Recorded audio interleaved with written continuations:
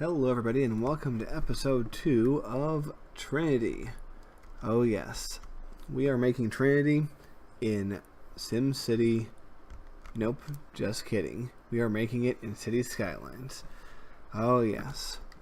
Well, what we're going to be doing today is pretending to make basic farm roads, you know? Little country roads that go this way and that, some straight, some curved. And while farming doesn't exactly work how it does in SimCity 4, in fact it works completely differently, we can still get the same general gist with the road layout of a big country area. So I think that's good. And by the way, you might remember that the last episode kind of ended abruptly without me saying goodbye or anything like that.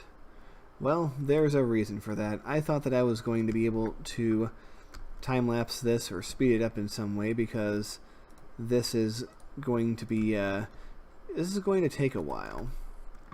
But here is the problem, and I just want to have a brief bitch and moan session about this. Don't worry, I'm not going to get too whiny, but I do think I can complain. Well, my video editing software, you know, you download it and it says it's free. It doesn't tell you that it's only a free trial, and it expires after a certain amount of time, and then you have to buy it, which is completely fine. You know, I don't have any gripes with that. For sure, they have to make their money. But here's the problem. When you are saying that it's free, and it's not actually free, it's disingenuous. It is dishonest. I mean, if they had said, well, this is a free trial right up front, that would be respectful. I'd be like, okay, I understand that it's a free trial. But when they say, oh, it's only a, when they say, oh, it's free, and it turns out not to be free, yeah, that is dishonest. Well, fortunately, they don't trick you into putting in credit card information and then forcing you to pay for it that way. Fortunately, I am too smart, and I've been around the internet too long to fall for such things. But there is a bigger problem in all this, and that is it just seems to be impossible to find any kind of free video editing software anymore. Now, back in the old days, meaning, you know, the early days of my Let's Playing, I was able to use Windows Movie Maker to edit all my videos. And don't get me wrong, it wasn't a very good program, but at least it was functional. It did the job that it said it would do. Of course, it crashed a lot, and it froze a lot, but it fundamentally worked. So, that was good. But they've discontinued Windows Movie Maker, and I have been unable to find it, you know, anywhere, like an old version of it to use. I'm not sure if Microsoft just makes sure they don't exist anywhere, but I just cannot find it anywhere. It is a pain in the butt. Now, when it comes to alternatives, they just took away the YouTube editor at the end of September, saying that not a lot of people used it. And granted, that's probably true. I can't imagine that many people were using it. But that was a go-to for me. Like if I had two halves of a video that I had to stop, recording and then resume recording for whatever reason, I could simply stitch them together in the YouTube video editor and it would be easy peasy. So that was a great asset for me, but now that's gone. So pretty much I record a video file and I upload it.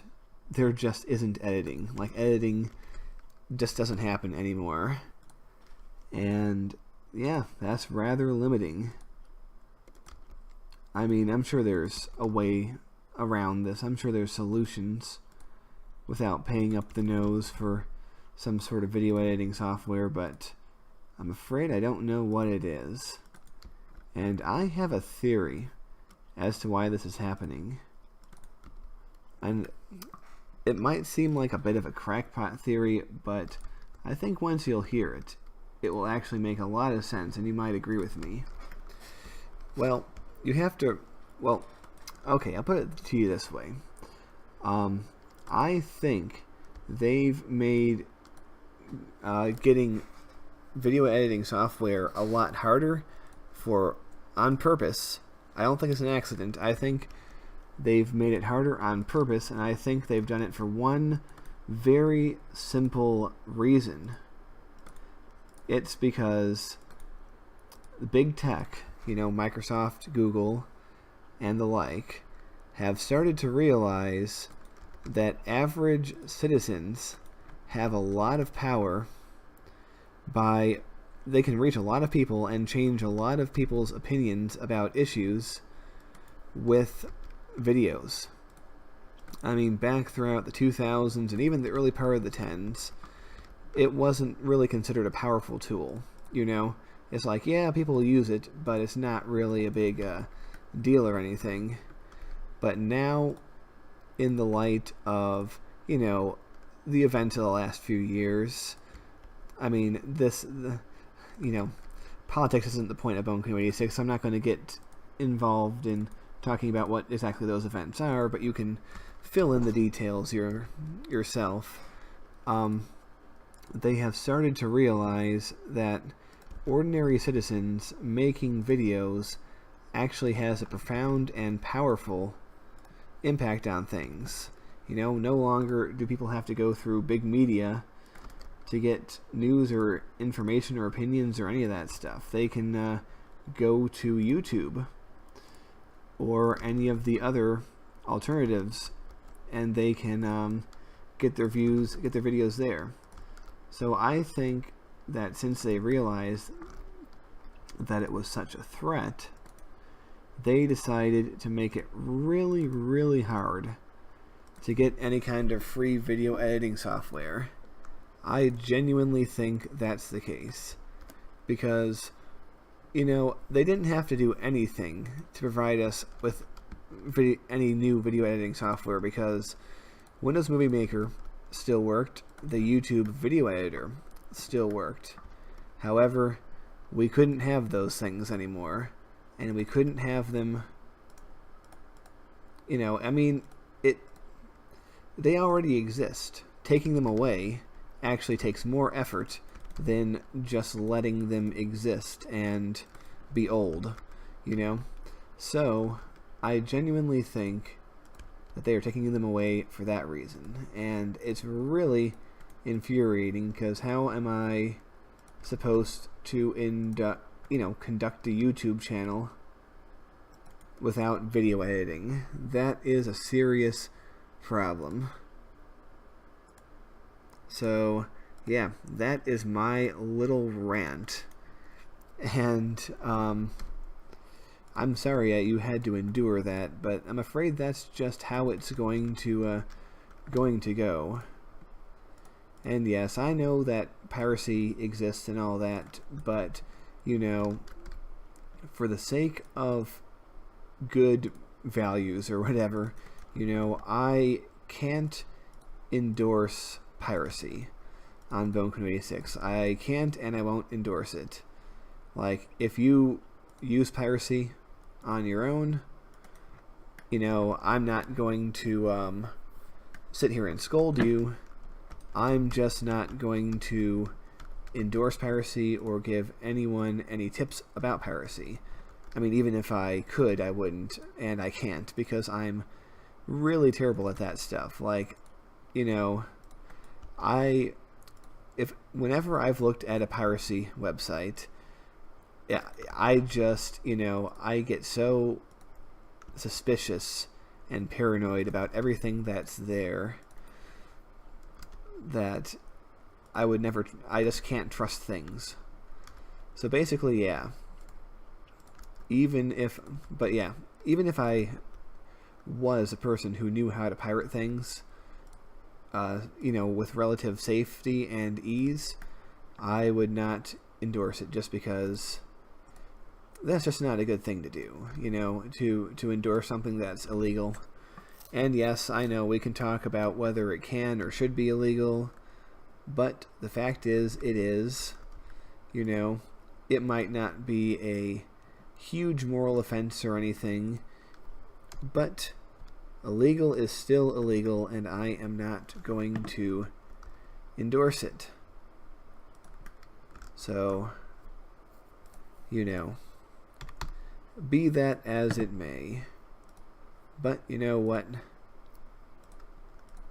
I can do a fair bit without any actual video editing. I mean, the entire Sims 2 series, or the Sims 3 series that you may or may not have been watching recently, has entirely been done without any editing, with the exception of, up until recently of course, the YouTube video editor stitching halves of episodes together. So you see, what I'm doing here is I want to make it look like it was somewhat planned, but not really. Like people have been moving in, claiming land, and farming it. Even though we're not actually going to see that many farms, we still get the notion here that there are farms. And this might take a while, so I might not show all of this on video, but I will show part of this. And if this seems like it might be silly or pointless, just you wait, because it's going to lead to interesting things for our city in the future. Because major city growth will spring up along these in many places, and there will always be the question of whether we want to incorporate these roads or whether we want to delete them and replace them. And there will be, for sure, a combination of both as we go on. But yeah, this is pretty much what I would have been doing in Trinity had the game not had such easy ways of creating farm zones. I mean, that was real nice and real efficient. And this game doesn't happen to have that, but that's alright, because this game has given us so much other good stuff that would I really complain about, that one aspect that only certain people can care about? I don't know. But I am just going to be making this, and basically the areas that are light green are the areas that I'm going to do this the most in, just because those are the areas where farms can exist, and I would imagine that in universe they are the areas where the farms are the I would imagine that all these spaces are farms here. So you can imagine that along with me, can't you? Of course you can. You're all smart people with great imaginations. Anyone who watches my videos is automatically a super smart, handsome, wonderful person. So pat yourself on the back for being so handsome and so smart and all the rest. So yeah, that is what we are doing. Very interestingly, when you look at old cities like that were or old areas that were settled in the earliest days of America. I'm talking, colonial times and maybe immediate post-colonial era. They were not grid-like in most cases. I mean, there were some grid patterns. Very famously, Philadelphia in the late 17th century was set out on a grid pattern, and that was actually a very influential design, the design of Philadelphia, on future cities in America in particular, but also around the world. So, but you look at the countryside, like go to Google Maps and look at Pennsylvania, or look at North Carolina, or look at Maine, you'll find that the way the roads are laid out in the country is not along a grid pattern, by and large. But as soon as you get to Ohio and going west from there, it is in grids, because in the early 19th century, the American government was like, well, we have all this land out west, and we have to subdivide it somehow, so we're going to send survey teams out there to, basically divide it up into grids, and we are going to sell those grids of like 1 square mile or whatever it was to settlers. And basically, like when you look at a map of Ohio, like it was sort of the first place they did it, so there's a lot of different grid systems that don't quite line up. But when you go further west, like by the time you get out to Nebraska, like the whole state is set up that way, and it's really fascinating to see the difference of the pre and post era of this kind of thing in America. And of course they used a similar system in Canada, although I can't really speak to that specifically because I don't really know the history there. But you can tell looking at least the plains portions of Canada that they also had something going on, although it wasn't as rigid as what I see in America, just from my observation. But yeah, and it definitely contrasted very much to European areas. I mean, you look at any European area and you're very unlikely to see grids. I mean, you'll see them in some places, like in Barcelona. There's a section of Barcelona that's very much built to a grid, and I think even in Lisbon and a lot of the cities that were built up like post-war to a certain extent. But they are exceptions, and those areas are relatively limited when you compare them to the sort of organic growth you'll see in cities before that. So what I'm trying to emulate here in Trinity is I'm trying to emulate a city that was perhaps founded in the 18th century. So it's still New World, it's still, more or less America-ish. However, it is not built later on when all that grid stuff was happening. So you'll have straight roads because the land is flat, and I imagine that this isn't like an original colonial city. This is like, I don't know, like Pittsburgh area or era of settlement, so like late 18th century, but already, beginning by the 19th, so it was not built according to a strict grid, but sort of a loose grid. So, yeah. I mean, hey, you were going to get this all sped up, but nope, you are getting me rambling about various things. And after all, isn't that better? Isn't that what you want to see from this channel? Is me rambling? I used to ramble a lot more, but for whatever reason, I don't ramble as much as I used to.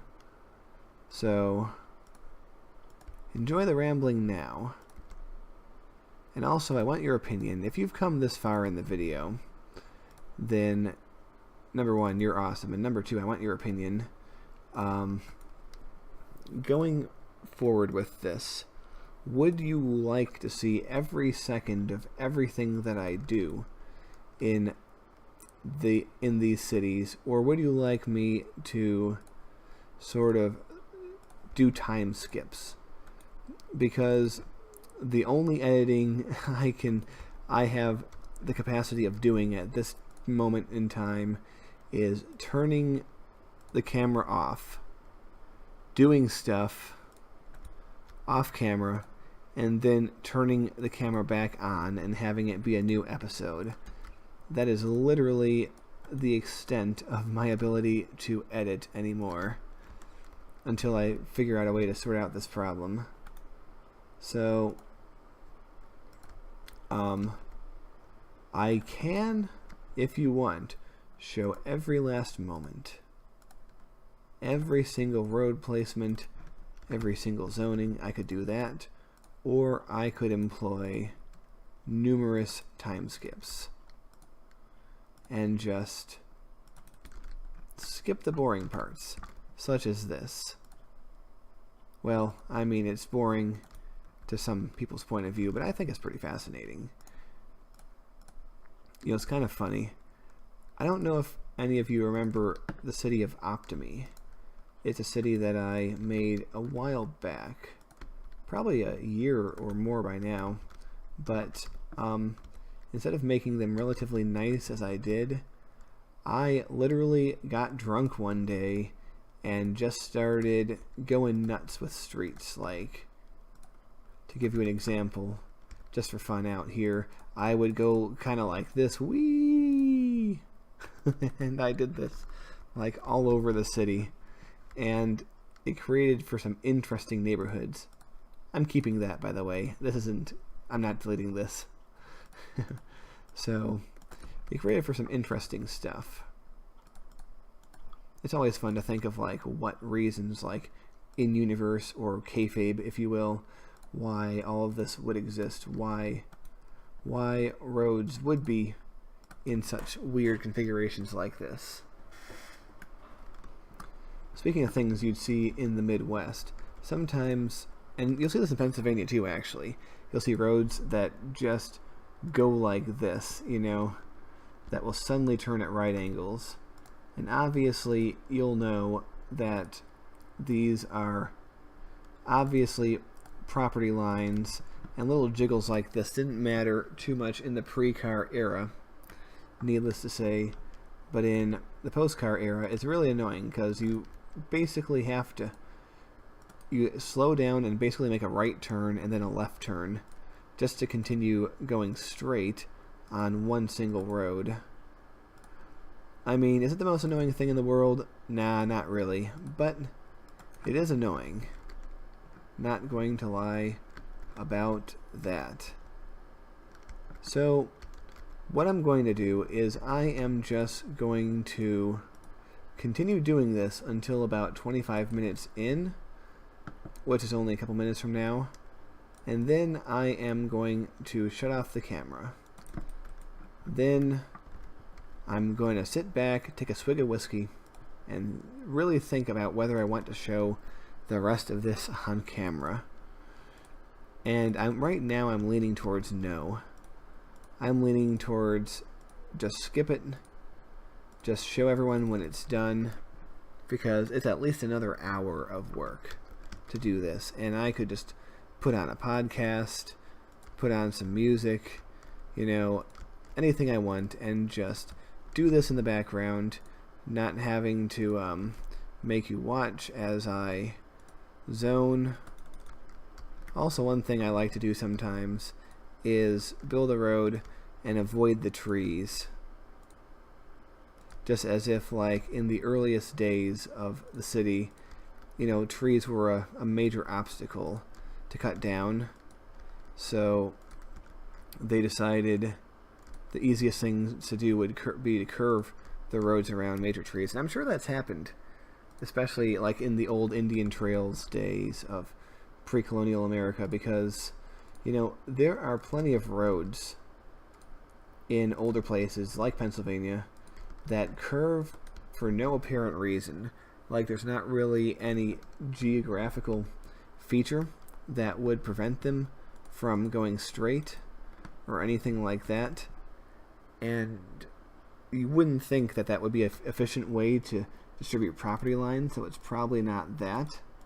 But these roads just curve a whole bunch for no reason. And to give you a random example that you won't know unless you live in Bucks County, Pennsylvania, is if you've ever been on 413 between Newtown and Doylestown. Like I said, very specific, and I doubt that any of you have been on that particular stretch of road. But it's not exactly flat. There's little hills, but there aren't any major hills. But the road is continuously curving left and right as it goes along terrain that is not all that hilly. And it just goes about like that, when there's no reason that the road couldn't be much straighter for long periods of time and have little curves. So you have to think that this road was at least in some degree built on Indian trails, or at least early pioneer routes, where basically what I imagine happened is they went along the path of least resistance in the forest. So if there was like a rock in the way, or big trees in the way, or like a thicket that was harder to clear than other land around it, they would curve to avoid that. And over time, once enough people walk the same path, or enough horses have tread the same ground, or enough wagon wheels have rolled over the same piece of dirt, eventually it's going to get packed down, and it's going to become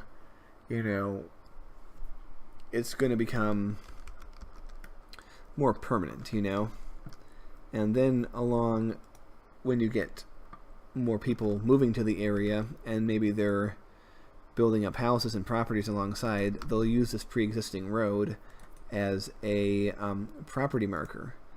So that prevents real much change to the road. And of course, they will build bigger highways, but very often they will use these same roads forever, pretty much. Like, I'm pretty sure that 413, that stretch of 413 that I talked about between Newtown and Doylestown, is going to remain on the same alignment pretty much forever. Because you have to think about it. It would require a huge amount of traffic in order for them to want to change it. And while that is a fairly busy stretch of road for a 2-lane highway, it's not busy enough that anyone's going to seriously consider creating a 4-lane highway anywhere along that route. And if they did decide to do that for whatever reason, they would have to buy a ton of property all alongside where they wanted to build the road. They'd have to demolish a whole bunch of stuff. It would just be more expensive than it would be worth. And also there'd be local opposition, all these kind of things. So that stretch of road is staying where it is forever, pretty much. And that's probably true for a whole bunch of things. And it might turn out to be true for our Trinity right here. So yeah, get ready for that. I did say 25 minutes, and I'm coming up on 30. But that's alright, because we're having fun, and we're talking. So, ladies and gentlemen, I'm going to end this episode, and you will see one of two things. You will see me continue to do this, or you'll come back to see it already done all over the place. Those are the two options, and you'll see one of the two very soon. So, I want to thank you for watching this episode. Despite my annoyance, it's been very fun. So, I will see all y'all, as they say, somewhere in the country, in the world. I will see all y'all later. Goodbye, everybody.